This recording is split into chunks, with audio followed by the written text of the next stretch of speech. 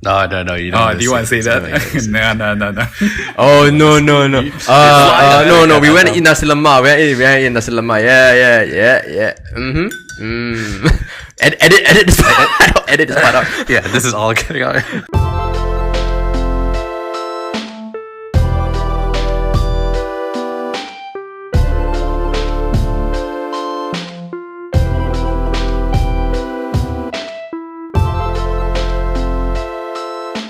But yeah, hello, Adam. It's been a while. Hello, Jason.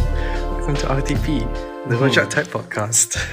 So yeah, Jason is our first guest star for RTP.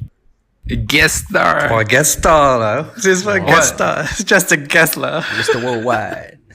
For our listeners, many people that doesn't know that three of us has actually worked together in a point in time. So we were once colleagues, and Jason and Adam actually go way back. They were uni mates. Well, not way and back. Also We lived go back. together. You are both uni mates and housemates, right? Yeah, we were housemates, roommates. We're more housemates than you. Yeah, we're more roommates than uni mates, yeah? Because we never actually went to any classes together. Yep, that's definitely true. And even roommate, it was a short stint, I think, one semester? I think a bit more than that. I like to think that one semester was enough, to like build a very strong foundation for something a lot better. Yeah, definitely. All right. So yeah, me and Jason go way back. Yeah, do you want to introduce yourself a bit, Jason?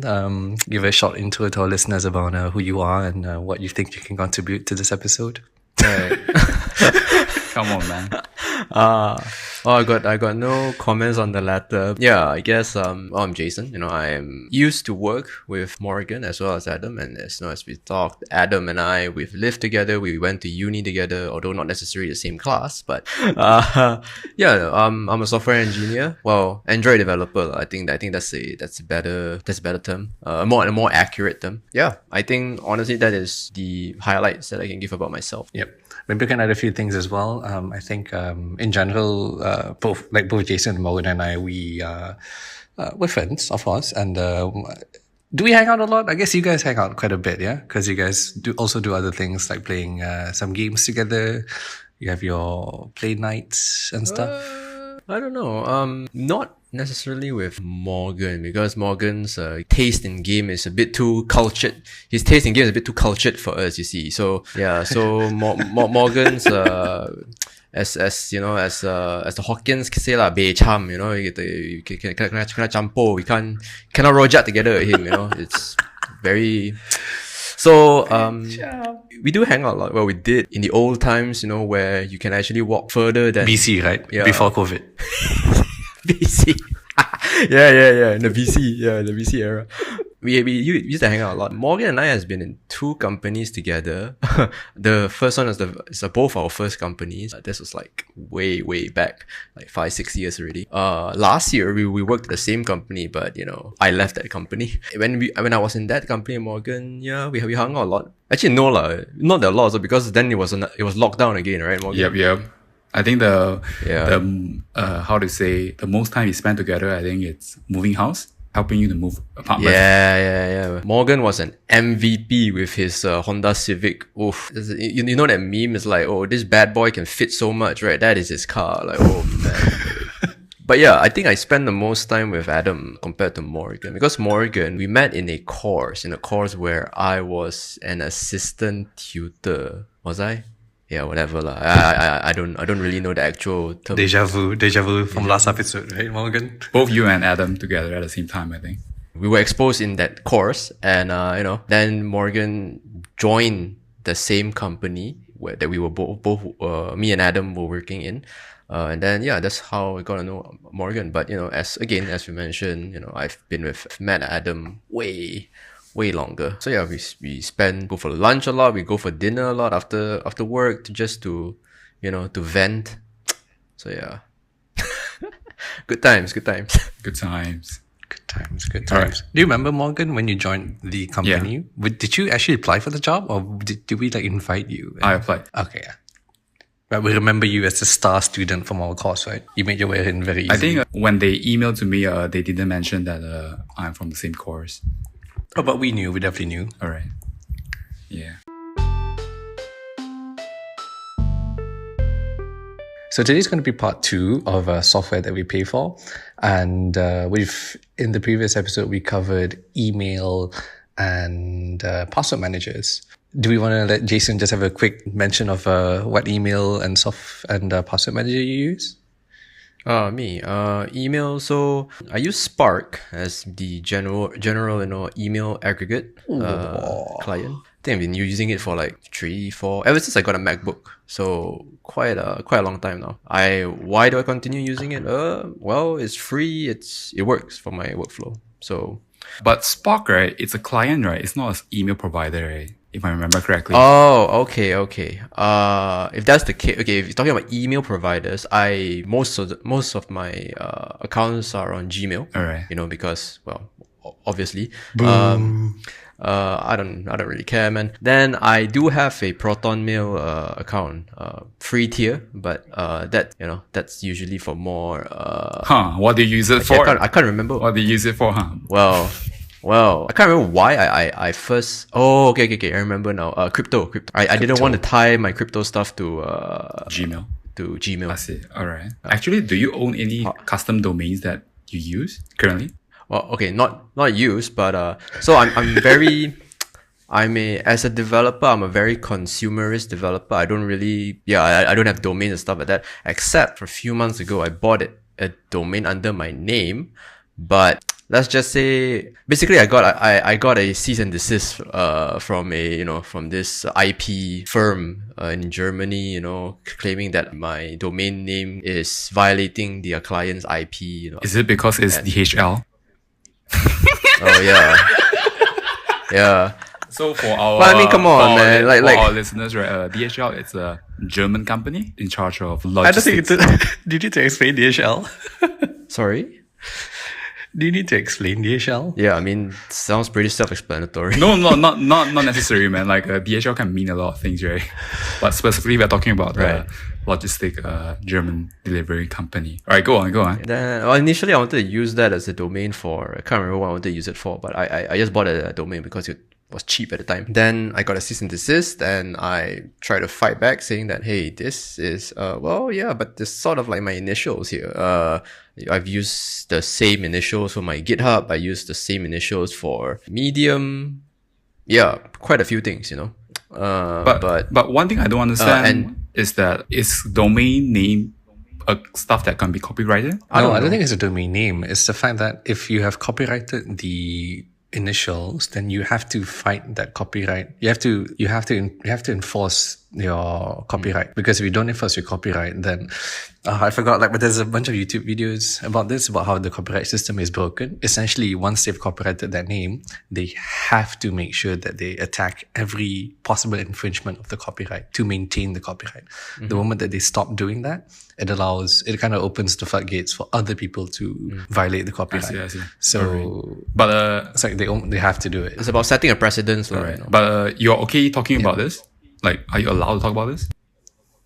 Yeah, I don't see why not. I mean, so I heard, or rather not heard from them. I sent them an email saying like, hey, I've been, trying to explain myself, blah, blah, blah, and asked them, confirmation on whether do they still want me to take it down. But the firm did not get back to me. So my domain is still up. And I'm like, okay, whatever. I see. So it's a bit of a gray area right now where you have the domain, it's up, you got a cease and desist. Correct. But but I'm not doing anything with it right now. It's just an empty domain that kind of extinguish my any desire to do anything with that domain. So yeah, that is a shame. All right, yeah, that is a shame. And you're asking me about password managers, right? I hopped from a few. I started with LastPass first. That's the first I used since the uni. Then I think I went to 1Password for a bit, but I didn't really like it that much. On top of having to pay for it. I mean, LastPass, back then I paid for LastPass as well, but then LastPass went free. Then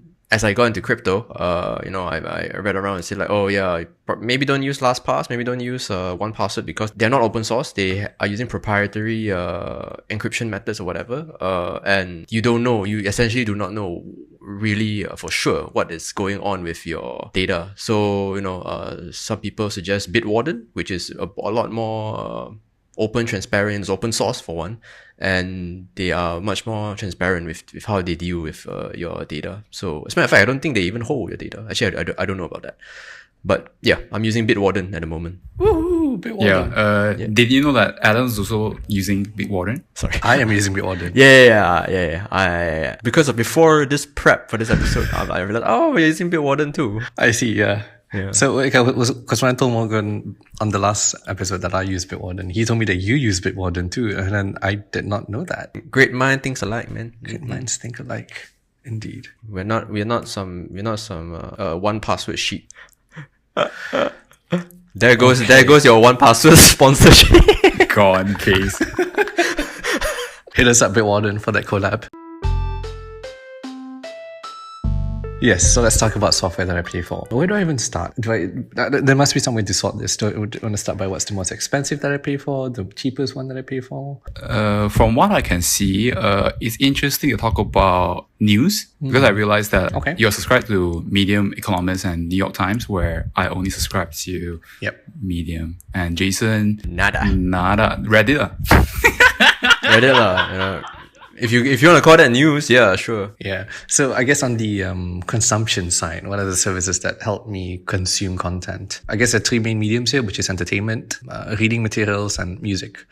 When it comes to reading, I used to pay for Medium. I've actually stopped my Medium subscription because I was not able to justify the €5 a month or so that they were charging me for it. I guess it kind of depends as well. There are some phases in my life where I do read a lot of Medium content. And I guess if I enter one of those phases again, then yes, I will restart my Medium subscription. As for now, I just could not justify, for the month that I was using it, it was too much to be paying for. I'm also subscribed to Medium. It's $5 per month. Yeah. Okay. So yeah, that's Medium for me.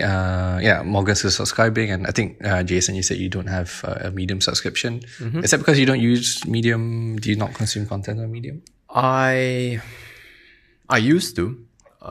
I used to consume quite a bit on Medium, but then I don't know why. I just stopped, and I write on Medium instead. So that's kind of like the paradox. You write, but then you can't read your own content, right?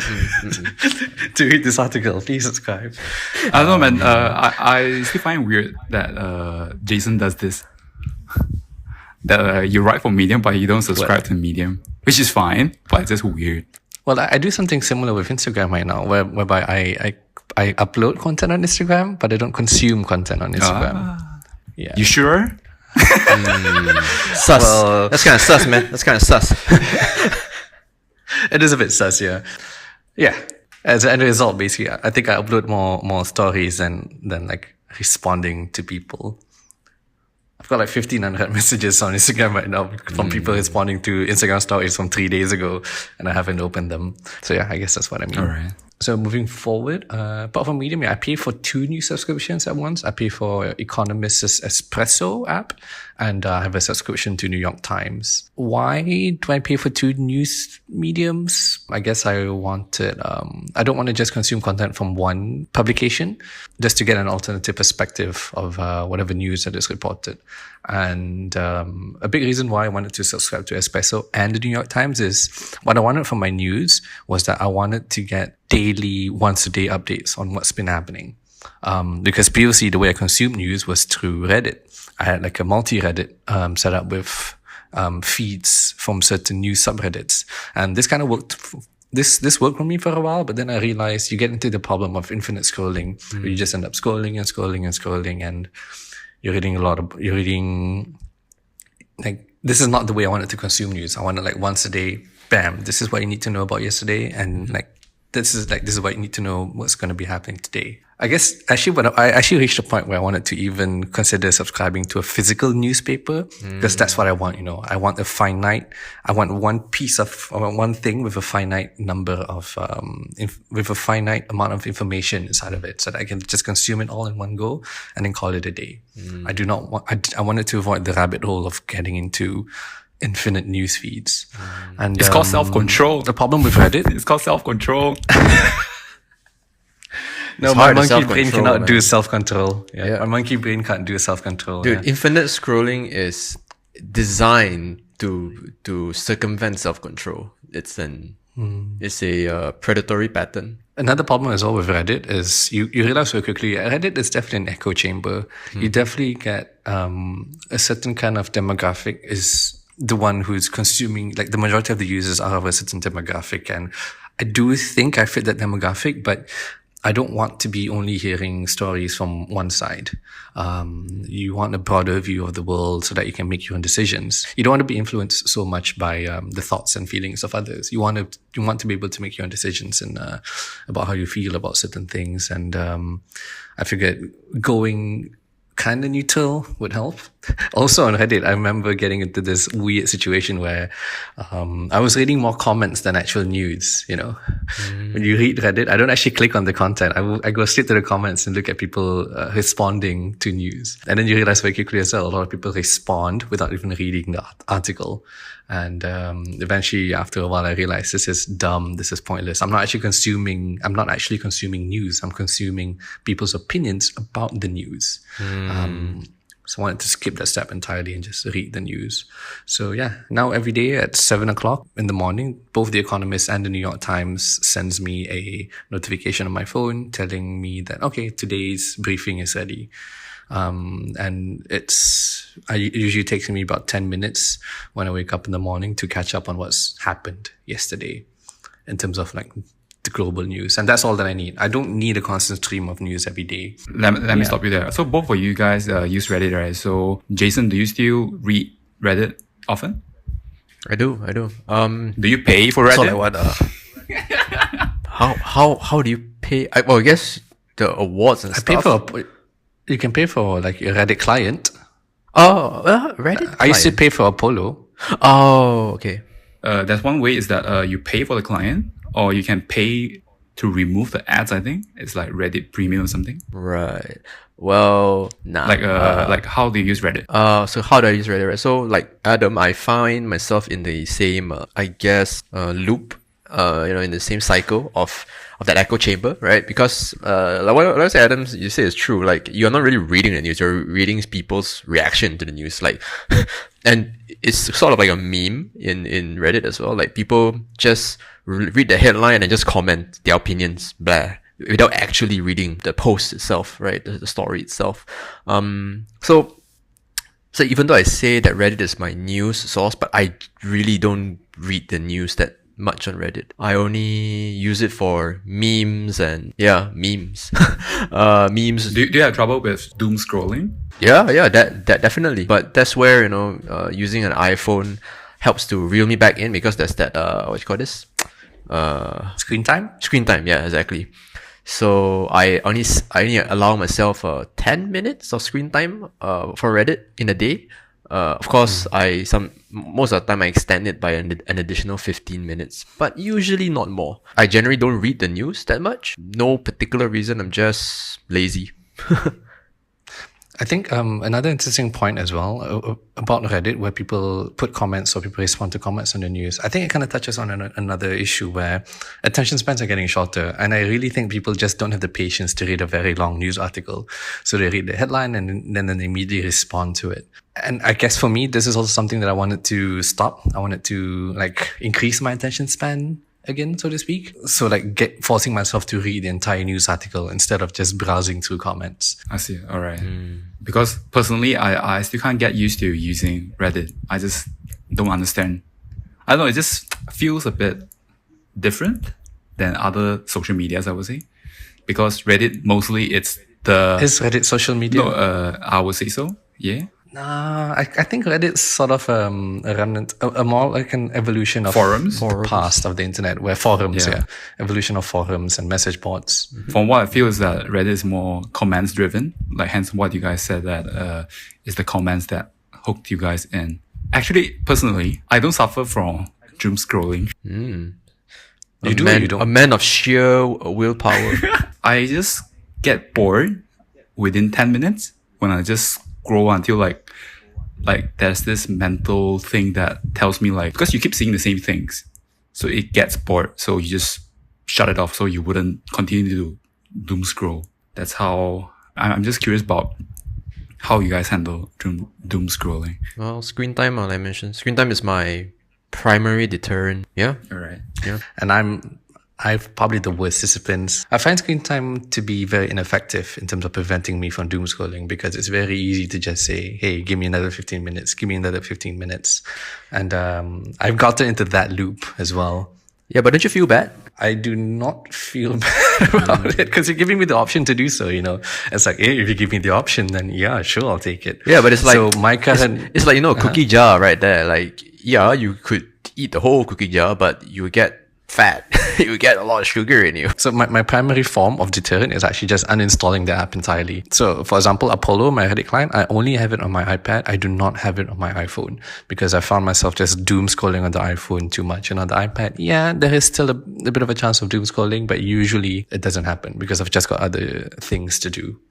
And it's the same with YouTube for me. I only have YouTube on my iPad, not on my iPhone, because I don't want to get into situations where like I'm lazy in bed and then open up YouTube and suddenly I'm watching videos for too long.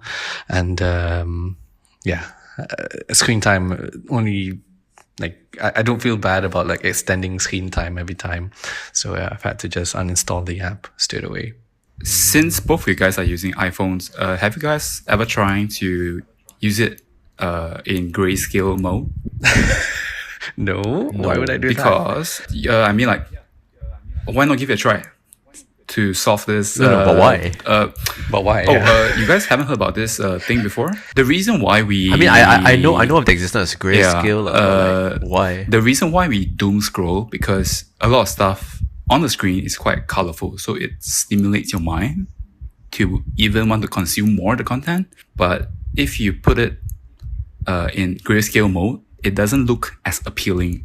Even I would say it's like a design philosophy of why social media is able to get users to doom scroll and scroll because of all the different colors. I think you guys can give it a try about having your phones to set into grayscale mode to reduce your overconsumption, if you guys want to give it a try. I mean, that is a very fascinating idea. I don't know, man. There's actually a Vox a Vox video talking about this design philosophy specifically. And how about this? You can try at night, so which means that you can set grayscale in a particular time, so that like for example, you know that at night you want to focus on work, so just set your phone into grayscale mode for the night, and I think it helps. Because for iPhones, right, it's easily to set into grayscale mode. Where for Android, you need to particularly dig into the settings, or sometimes you have to download an app to do that. But iPhone... Who uses Android though? Oh, come on. You're going to put me and Jason out of the job, man, if nobody uses an Android. But yeah, I don't know. It seems like a band-aid over the problem. I don't know. Like, we want to look at content because, you know, the content is stimulating, is engaging. If the content is no longer engaging or stimulating, then we wouldn't even use the app, right? It's using less. Can you make a shortcut where you say, if I've used a certain app for X amount of minutes, then grayscale the phone straight away? Is that possible? Sure. So the thing is that Android does that for their version of screen time. Oh. So it's actually shit. Yeah. So and I can't get this on the iOS. Yeah. But I'm sure that Siri Shortcuts is able to do that. I think. Let me get back to you. No, I don't think you can run automation. On next episode. I don't think you can run automation on Siri Shortcuts. You can. Interesting. You can. Okay. Morgan's our iOS expert. Yeah, I'm the iOS and the Siri Shortcut experts after 2 Medium articles.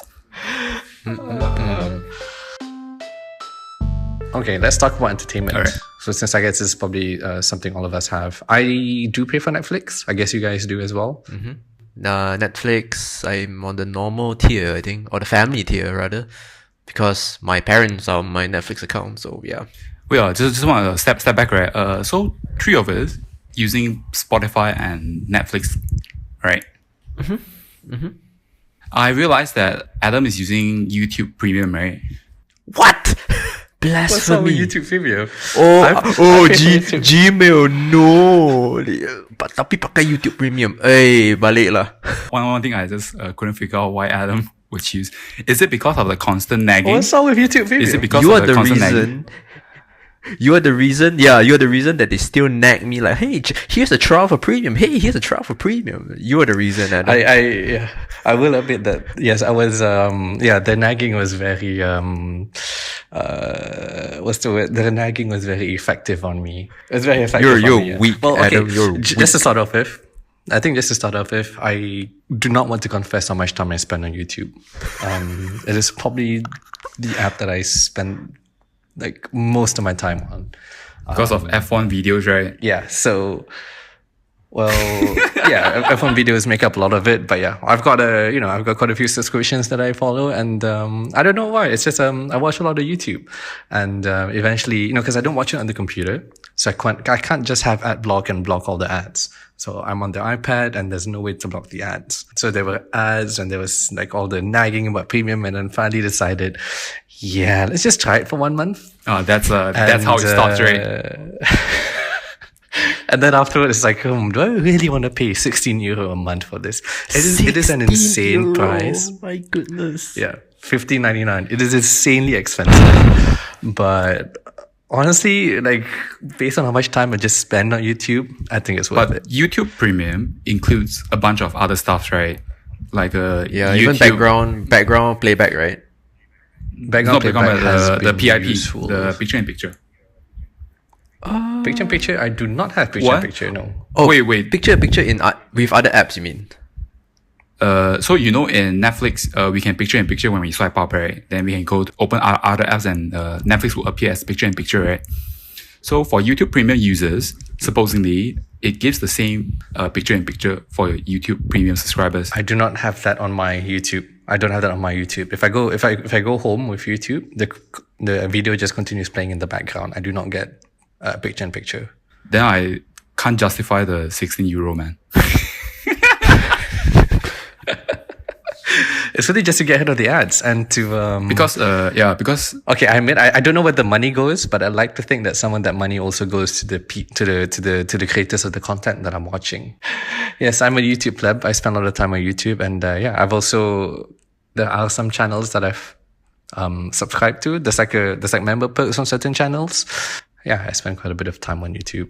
I guess, I don't know why. I guess there's a part of me who maybe I want to be a YouTube content creator one day as well. It is one of the pipe dreams that I have. And I spend a lot of time on YouTube. Or you can be like Jason, be a Medium article without subscribing to Medium.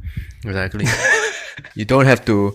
You don't. What's the word? Do not take your own stock. You don't consume your own stock. What's the saying for that already? Yeah, basically that. For me, honestly, just to get ahead of ads is enough for me to consider paying for the subscription. There's another app that I pay for here that's just purely to get ahead of the ads. Wait, one more thing about YouTube Premium, right? Since you subscribe to YouTube Premium, right, you have YouTube Music, right? Then why do you need Spotify? Spotify, my relationship with Spotify right now is that it's like my libraries are in Spotify, my playlists are in Spotify, and I can't really port them to YouTube Music straight away. So I guess another way to think about it. Have you tried using YouTube Music? So I've not actually used a lot of YouTube Music, no. Yeah, I'm paying for premium to get ahead of the ads and just to get ahead of the ads on YouTube. Having YouTube Music is a additional benefit, which was not in the primary, it wasn't a factor that led me to pay for YouTube Premium. I see. All right. This is probably, YouTube Premium is probably one of the hardest things for me to justify paying for, I admit. It is expensive. I do think about it every time I get the bill. Yeah, I also think about how much time I spend on YouTube every day. So I actually consume a lot of content on YouTube as well, and I'm kind of sick of the ads as well. Constant nagging and YouTube Premium. But the way I see it is that I'd rather just pay the content creators that I like through Patreon, where I can know that money goes into them, versus paying through YouTube Premium and hopefully the money goes to my favorite creator. So, but without YouTube, there's no way for you to get the content from your favorite content creators. No, think about it like this, if you pay through Patreon, the money goes 100% into their pocket. Where if you go through YouTube Premium, YouTube gets a share. So by the time you reach your content creator, there's not much left. So yeah, I know that right now we're talking about entertainment, right? Yeah, I also have a section I call my Patreon babies. So this is all the YouTube subscribers that I like, and that's how I can watch ad-free using AdBlock using YouTube while still feeling good about it. But then what do you have against YouTube? I feel like as the medium that provides the platform for you to find more of these creators and the platform that's hosting all of this content, shouldn't they also get their fair share of providing the service? But they're already getting ad revenue, dude. It's not like got this Nova. Is that the other YouTube alternative? Vimeo, right? Nebula. There's Vimeo. I also have a subscription to Nebula, which is not mentioned here. But yeah, I also subscribe to Nebula just to try it out, but I absolutely hate it, man.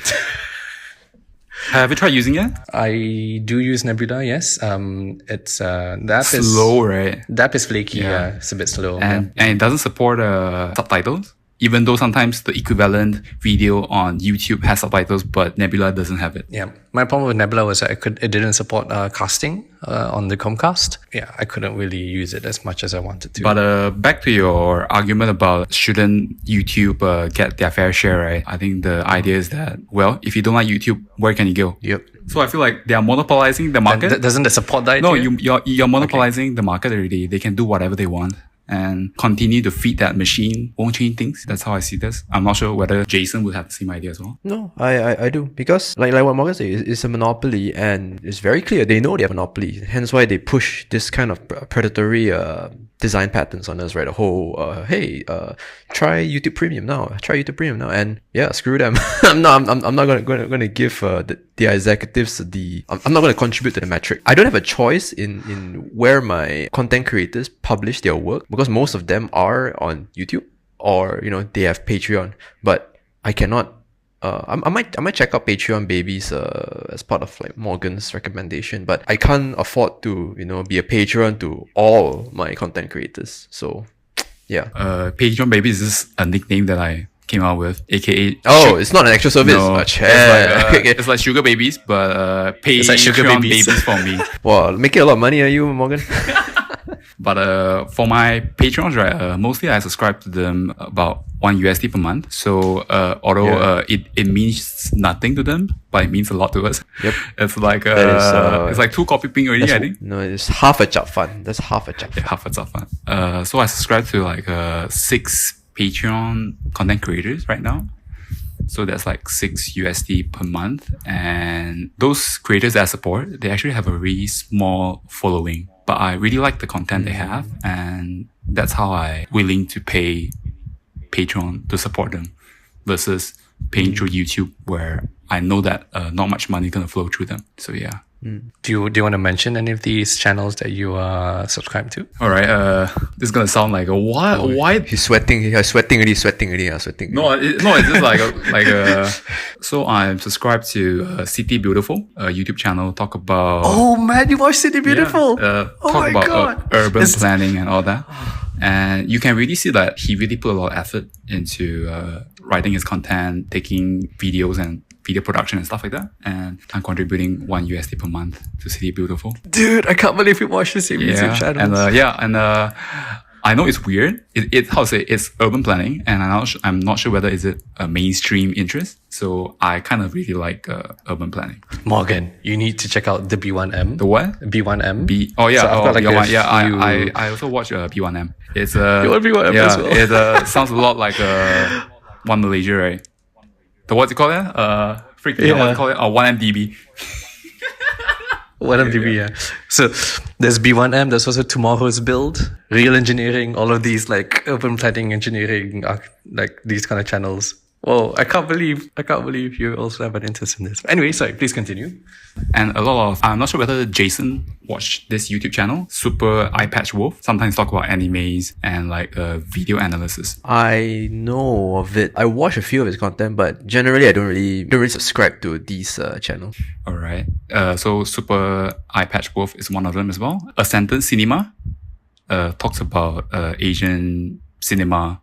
It's kind of a place where I go to explore and expand my palette in terms of watching new movies and TV shows. And Historia Civilis, it talks a lot about Roman history. Not sure whether is it something Adam would be interested in. I think something It's Historia Civilis. Historia Civilis. It talks a lot about I am subscribed to Historia Civilis. right. Yeah, it has a lot of interesting analysis on how Roman general strategies and a lot of history as well. Quite like it. History buffs, Nerd Rider, and I also support a podcast that I like, Imaginary Worlds. Do you listen to Imaginary Worlds, Jason? No, can't say I have. Yeah, it's quite how to say, because since you listen a lot to podcasts, I think it's interesting if you want to explore into interesting shit. Yeah. So yeah, that's my Patreon babies for now. All right. What, Jason, I see under your list, you have NSO. Oh, Nintendo Switch Online. That's also a thing that you guys both fit. Yeah, Adam, get a Switch, man. I wish. You know how I got Jason hooked on getting a Switch the next day, right? Joe, how did you get him hooked on a Switch? Jason, do you want to talk about it? So it was the day that Morgan helped me with moving, using his big boy Accord, right? So he brought his Switch over. So as we were done unpacking, so him, his partner, my partner, and me, we all sat down and we played Mario Kart on the Switch.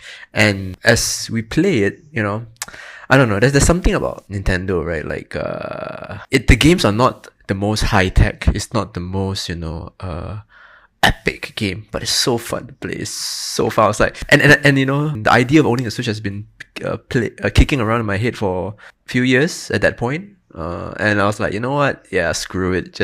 I was telling my partner, like, you know what? Yeah, let's just do it. I'm going to get a Switch. I don't care. So yeah, then the next day I went out, and I got a Switch. I just find it funny. Like he immediately got hooked on and got it immediately the next day. I think the setting was that we were moving house, we were unpacking, and we're kind of tired. And there's a big ass TV in his living room. Then I'm like, why not just play a few rounds of Mario Kart, since there's 4 players and we can play it together right now. Yeah. And yeah, 1 round, 2 rounds, and you can really see like that Jason and his girlfriend really enjoys it. Yeah. It's fun. It's fun. Yeah.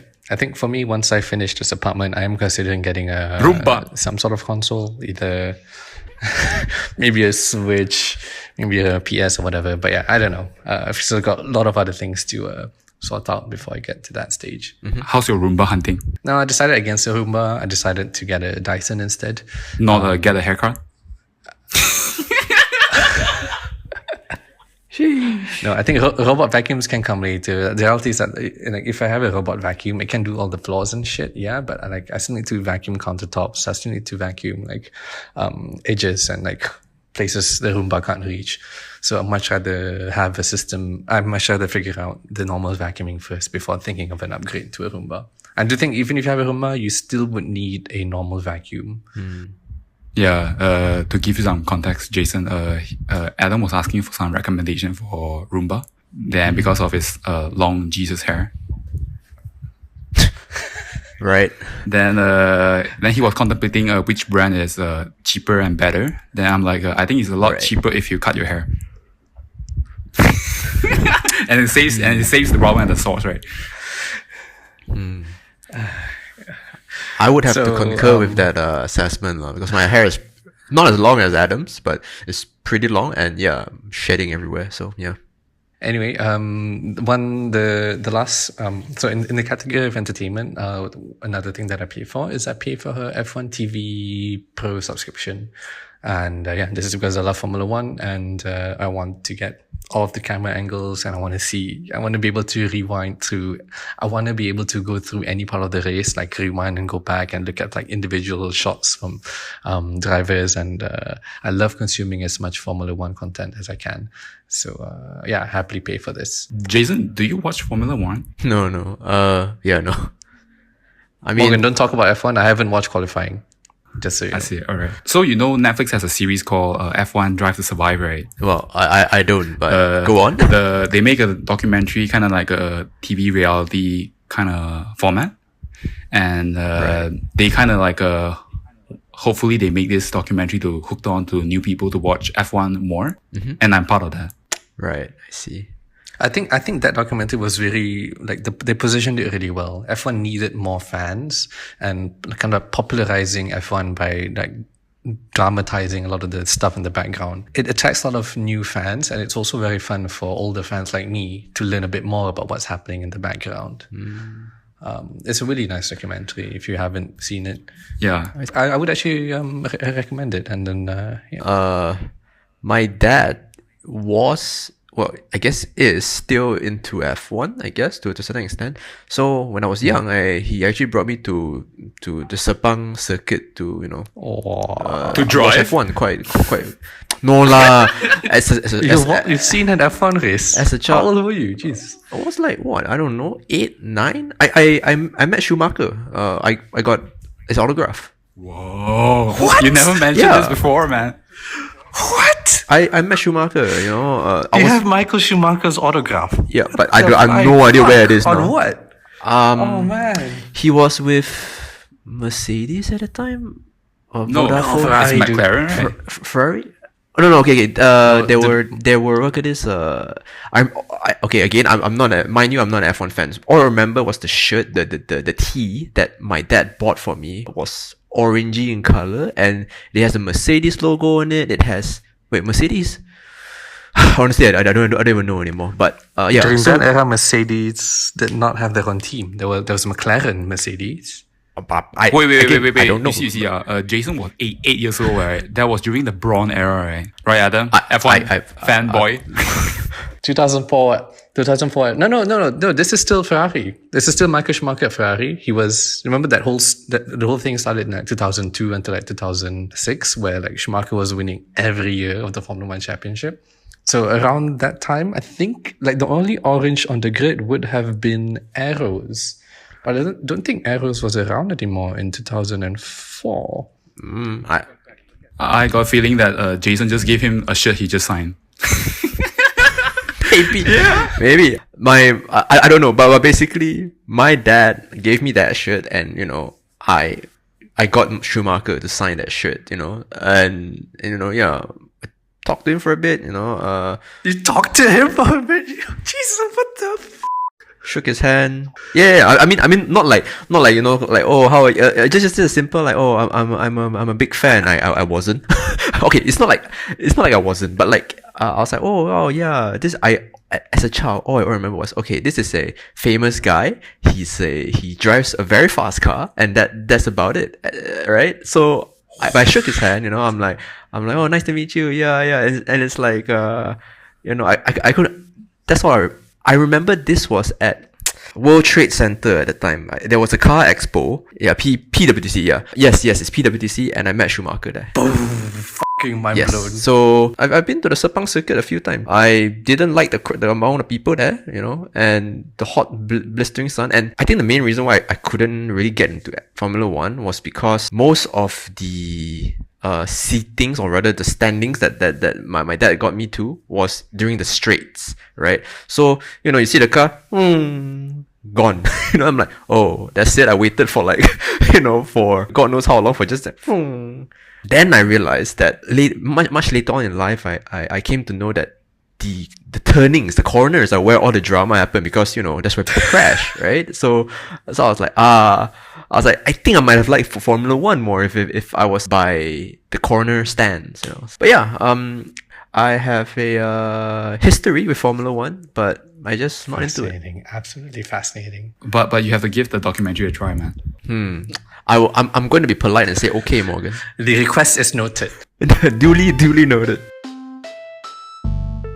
Yeah, I guess apart from that, I guess along the same lines of Nintendo Switch Online, I should have mentioned, I guess, that I'm actually paying for Apple Arcade. The iPad has become my primary quote-unquote gaming platform right now.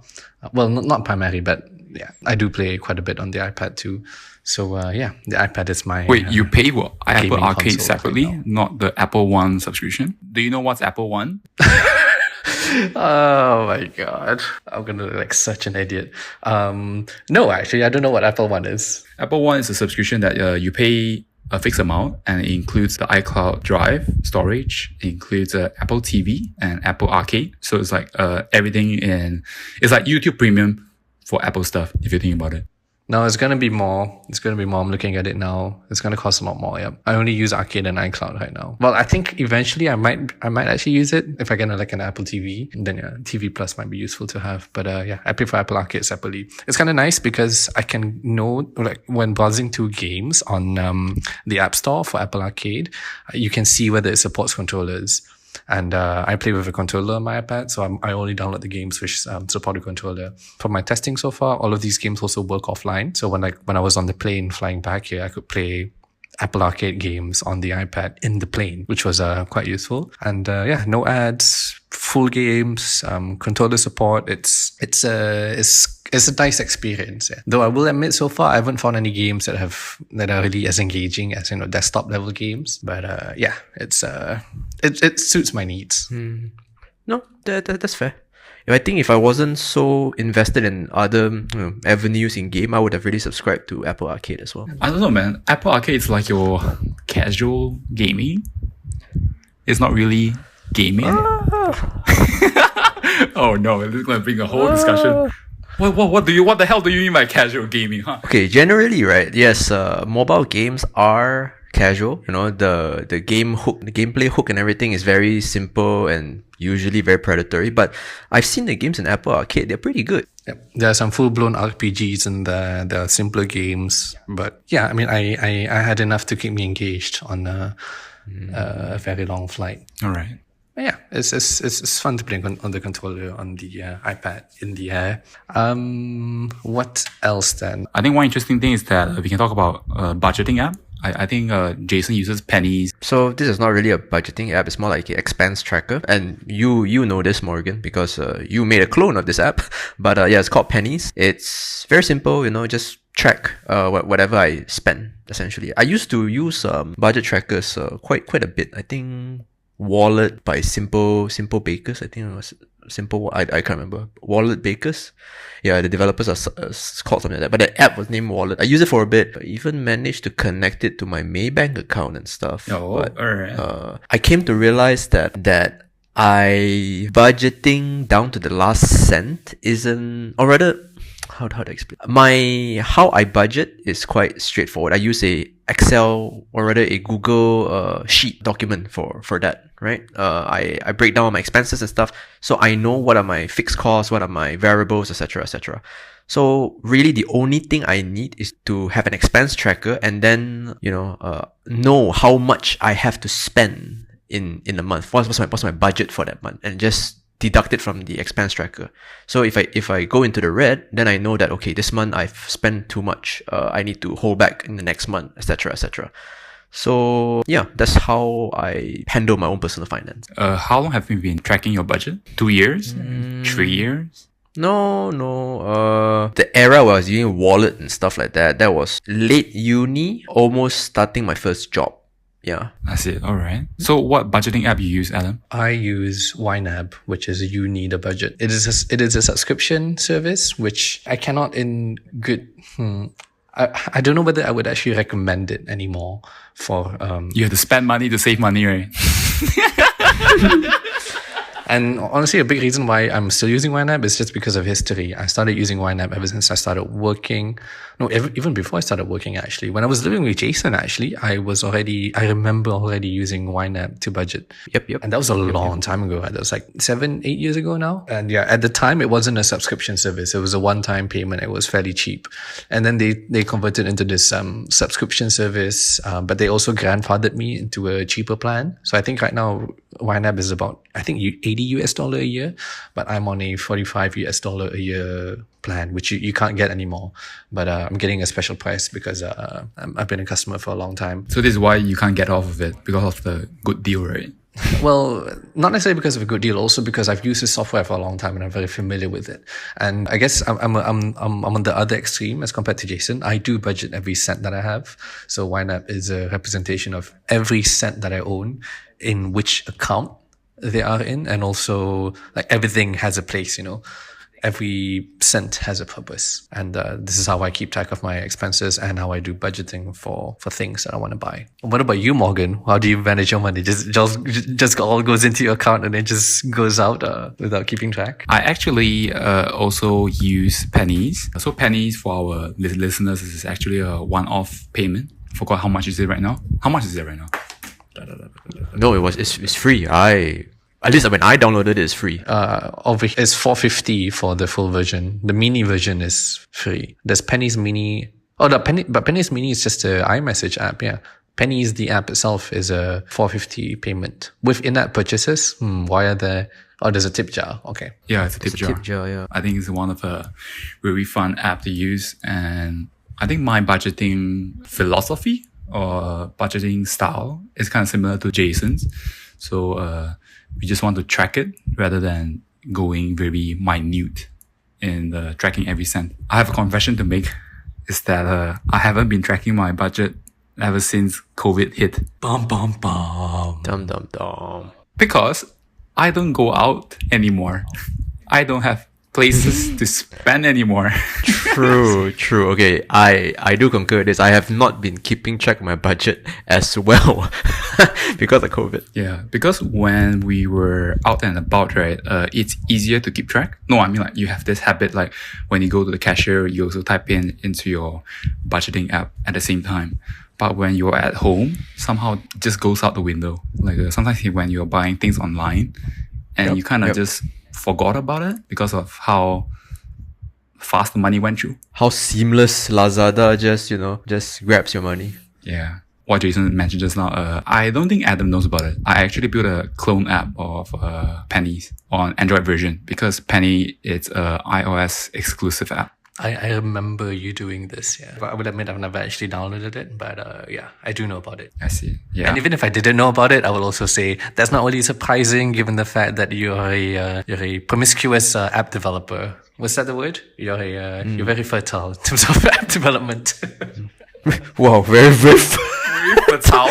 What? You could have said passionate. You could have said great initiative. No, fertile. Yeah, because there's Morgan has a lot of app babies. Even if you're passionate, but there's no output, it doesn't mean anything. Morgan produces. Okay. Let's move on, man. Let's move on, man. Let's just move on. We can do some mini shoutouts. Who goes? I see you guys are both considering or paying for Notion. Jason, you got Notion and considering paying, and you're paying. Well, no, paid / using. I'm using Notion for free. You're using Notion. You're considering paying for it. Okay. Yeah, I'm also considering paying for Notion. What's in the free tier of Notion, and what do you get with the paid version of Notion? I think one of the first biggest differentiation is the file size. So which means that you can upload bigger files and store it in For me, Notion. I'm considering right now it also works like having a shared workspace with my partner. But I think honestly the main reason I want to pay for Notion is because I want to support Notion, because I like what they're doing, because for the longest time I've complained that I wish there was a tool that is not as clunky as Evernote.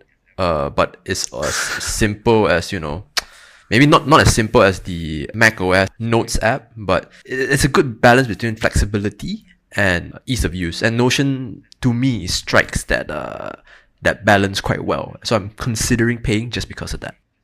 I've only been hearing good things about Notion left and right, but I still have a lot of hesitation about using Notion on a full-time basis. I still pay for Evernote. I'm on a grandfathered Evernote plan. Evernote Plus, I think. So you can't subscribe to that plan. It's a lot cheaper than the premium option, I think. But yeah, I'm half in Evernote and half in But Notes. Isn't Evernote bought over by Microsoft? And didn't they deprecate Evernote already? Dum dum dum. That's a great question. Isn't that Wunderlist. Yeah. Oh, sorry. Okay, yes, Wunderlist. Yes, I think it's Wunderlist. But Evernote is Yeah, that's Wunderlist. My fear with Notion is that I'm almost afraid of the fact that Notion is so flexible, because I know if you give me the option to have a system, if you give me the option to do it any way that I want it, I will spend too much time trying to figure out what is the best way to do it instead of actually doing it. When I go to the Notion subreddit and I see people's setups, it almost scares me knowing that, oh shit, I can do whatever I want. But, at the same time, I can do whatever I want, I'm going to spend so much time just playing around with systems rather than actually using it. Yeah. That's how my monkey brain works. Have you ever checked out Jason's partner's Twitter stuff? The stuff that she talks about Notion? And No, the way I've she Are you uses even it? on Twitter? I'm not on Twitter, no. Oh yeah, Adam's Tinder and Instagram. My To be only fair, social media is Instagram, yeah. Yeah. To be fair, I'm not on Twitter as well. I have Twitter, but I'm very rarely on Twitter. Okay. I guess we can do like a special Notion episode in the future, yeah? We get all the people who are like power users of Notion. Because I got a friend of mine hooked on Notion as well recently, and she's like, oh my God, I love this. And she's got like a whole system now laid out. I think it might be useful for me to hear how other people use Notion. I think no, because you were already I wouldn't say intimidated, but you were already overwhelmed by the prospect of freedom in Notion, right? That if you keep getting more inputs, and you're like, oh, I can do that, you can do that. It's like you just gotta do it, man. Just gotta do it. Okay. So for Jason, right? Actually, Adam and me is managing this podcast using Notion. Do tell. Well, I think another way to say it is Morgan is managing this podcast on Notion. I am consuming Notion. Yes.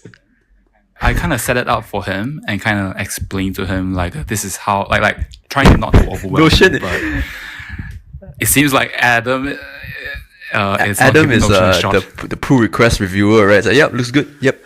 Approve. Yeah, it's kind of like that. Like, Morgan will message me on Telegram saying, hey, check this in Notion. Just like it's like, hey, can you check my PR? And then I go in and I see, it's like, yeah, okay, looks good. Okay. So what else do I pay for? Any other Honorable mentions, mention? VPN. I pay for NordVPN. Yes, provider. same. I've forgotten to put it in as well. But yes, I use NordVPN as well.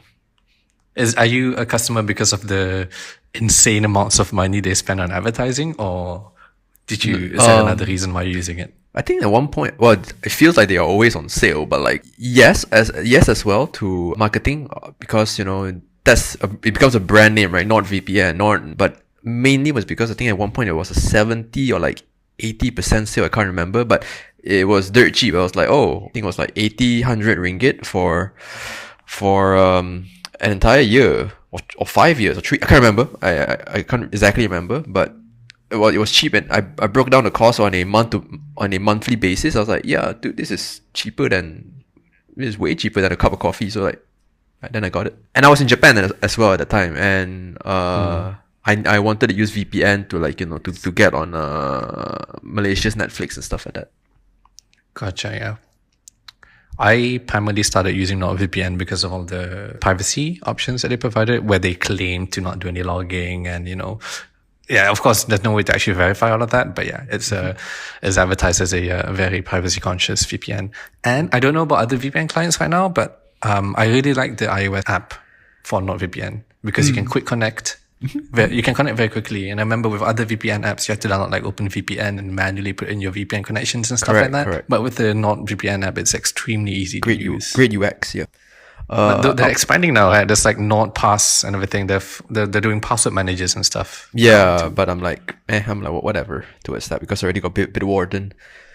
But I guess I want to shout out Things. Have you guys used Things before, that to-do app? Nope, but I heard about it. I think you're the one that recommended Xiang Yi to get it, right? Yeah, I think maybe I can't remember who got me into Things, but yeah, I like Things. Me, Jason? Because I pay for things on Mac, iPad, and iPhone. Then that's probably you already lah. Then I used it first, and I was like, I would never pay 100 ringgit for a to-do app, but the next week I paid 100 ringgit for a to-do app. So it just works, it just works. Because I hate, if you wanted to say, oh, there are apps like Todoist, there are apps like, back then it was Wunderlist, I don't know, whatever, right? But Todoist is way too complex, so slow, it feels slow. Things feels fast, and honestly, that's pedaling back a bit, but that's the reason why I don't use Evernote, because Evernote feels slow. Yeah. Applications that feel slow, I abandon it very, very fast. So yeah. Curious, right? Since your workflow right now primarily is on Notion, do you still use Things as much? Yes. Because Notion is still too heavy for a mobile. For mobile interface, it's still too much. Things is perfect for a mobile interface. Sorry, the inverse is true, whereby Things to me is too simple on the Mac OS interface. Although I paid for the Mac OS interface as well. So, but Notion is better for more complex stuff. However, But Notion is not a task manager, yeah? Things is for tasks. Correct. Notion is for notes. Correct. So, yeah. You can make Notion as a task manager if you want. But too clunky, in my opinion, it's too clunky. Oh, that's scary for me to hear, Like, I'm now in my head, I'm considering Notion as a task manager and a note taker. Yeah. It's truly a jack of all trades, yeah. I would say one thing about Notion that's bad about Notion is that its tables and, basically its Excel capabilities are very limited in terms of macros and whatever. Is basically non-existent. Well, got lah, but it's painful, because I tried to move my budget that is on Google Sheets. I tried to migrate that over to Notion, and that did not work out very well. But your partner is doing something similar like that, right? It's doing quite well for her, right? Correct. Of course, again, different people, different workflow, etc. But for me, it just didn't work. All right. Oh yeah. About Notion being slow, right? Actually, they made a very significant performance improvement last month, I think. Then right now, it's a lot more responsive, a lot more faster. Yeah, but you see, the thing is, I use Notion quite often on mobile as well, but it's still not as good as Things, for example.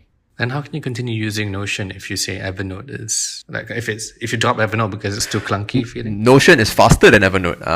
Oh, Notion's faster. Okay. Notion is faster than Evernote. That's why I'm willing. And Notion is easier, you can create a new page, a new workspace super easily. It's not like you can do that on Things as well, right? You can do it like workspaces and projects, yeah. But I don't use that at all. Not much, but at all, because it's not super intuitive in my opinion. But Notion's way of doing it just works. But then this is also a personal bias and personal preference, because I believe that there are some things mobile apps should do and should not do. Same way goes to a desktop app. A mobile app you should not have to handle stuff like areas, workspaces on a mobile app. There's just not enough screen real estate. The UX is not, intuitive enough, in terms of like finger, capacitive touch is different.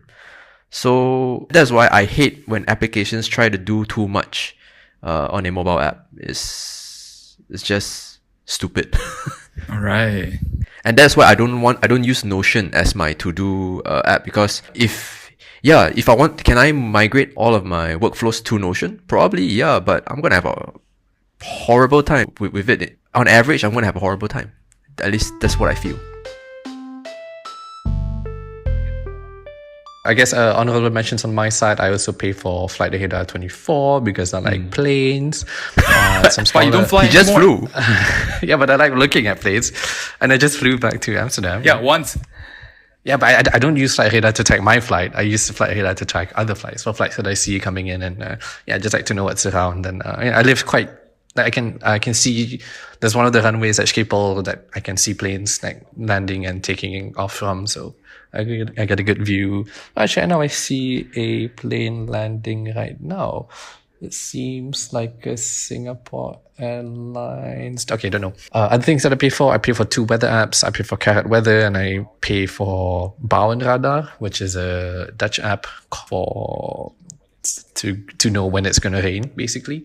And where I live, to me it matters knowing what the daily forecast is going to be. So every morning, CarrotWeather sends me a notification in the morning saying, okay, what's the weather going to be like today?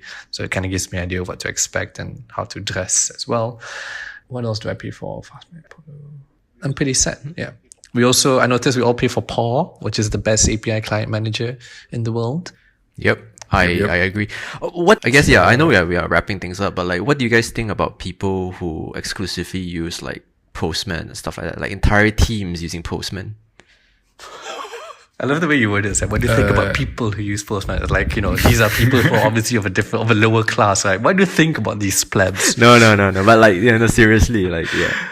I remember on my team when I brought up the idea of like paying for Paw, one of my other team members highlighted that Postman offers more testing options than Paw.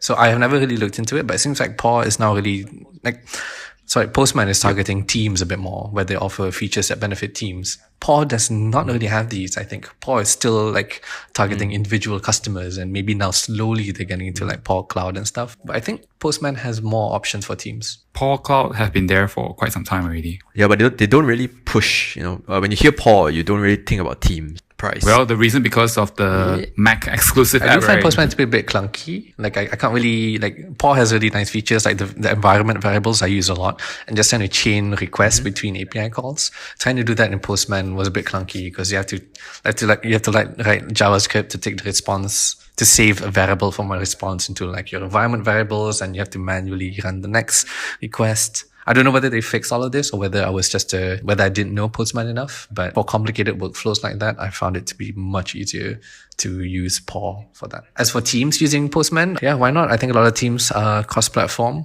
I don't think you will find many teams where everyone uses I guess you will find many teams where everyone uses a MacBook, but I think it doesn't help Paw that they are Mac exclusive. But they're expanding. They are working on the Windows and web. But Postman's already there. So yeah, they're definitely playing catch up here. But I think the one killer app for Paw is the share API request. Or what's it called? Correct. The one that you can share your response, your parameter, the environment, would you say, during that time. And people are able to see the exact curl of the API call that they made. I don't think Postman. I found that to be very useful as well in terms of sharing to my team, hey, this API doesn't work. And if they ask, what did you send? I can give them exactly these are all the request parameters that I sent, and this is the response that I got. So Paw's definitely a bit of it's nice. I love Paw, and I think Postman still has a way to go. Yeah, I find it very hard to convince people to pay for Paw. All right. Yeah, I really don't have any additional stuff to add on my side, man.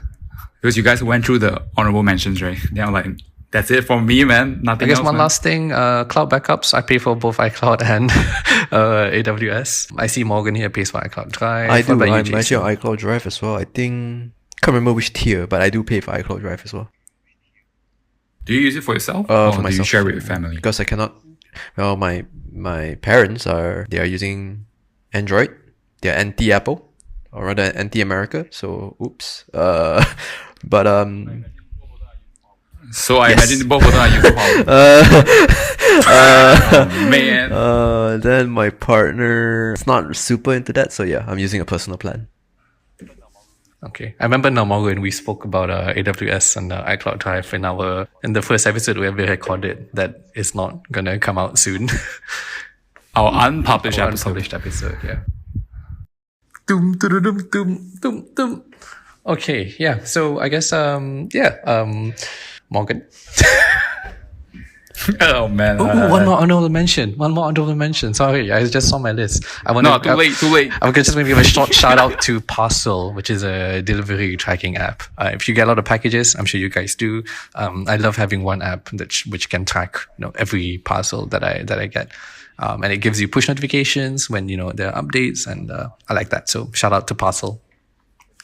I'm using Aftership for that. Have you heard about the app? Yeah. I think it was recommended by MKBHD at one point. So I got hooked on, I think you really quite like it. Aftership package tracker is free. So how do they make money? Data, man. Oh, come on. Okay. Well, yeah. It's a Hong Kong developer. So, if they start charging, I wouldn't mind paying for it. Yeah. So yeah, I guess that concludes the softwares that we pay for. Many thanks to Jason for coming on board this episode. I think it was really nice to have you. Hope to hear from you again. You can talk about probably not Notion. Notion is better off calling my partner or somebody else. Yeah. Yeah. Yep. All right. Thank you very much, guys. Take care. Take care. See you, man. Bye.